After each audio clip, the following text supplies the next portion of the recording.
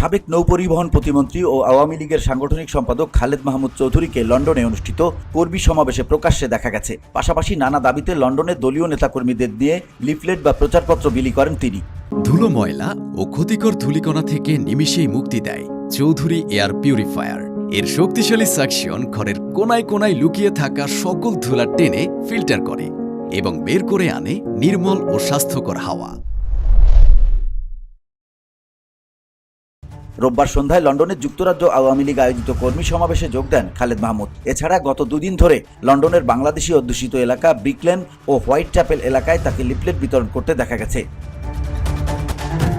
গত 5 আগস্ট ছাত্র জনতার গণঅভ্যুত্থানের মুখে পতন হয় তৎকালীন আওয়ামী লীগ সরকারের। এরপরে অনেকেই আত্মগোপনে চলে যান। আওয়ামী লীগের অনেক নেতা, মন্ত্রী, সংসদ সদস্য দেশ ছেড়ে পালিয়ে যায়। এবার অনেকেই গ্রেপ্তার হয়েছেন। ইতিমধ্যে তাদের মধ্যে বেশ কয়েকজনকে লন্ডনে দেখা গেছে।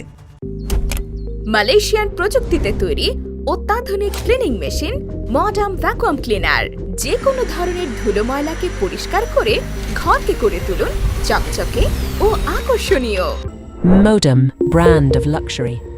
যুক্তরাজ্য আওয়ামী লীগ সূত্র জানা গেছে, লন্ডনের স্থানীয় সময় রোববার সন্ধ্যায় ইস্ট লন্ডনের একটি হলে যুক্তরাজ্য আওয়ামী লীগ এক কর্মী সভার আয়োজন করে। সেই অনুষ্ঠানে উপস্থিত হয়ে বক্তব্য দেন Khalid Mahmud Chowdhury. VOD Bangla news desk.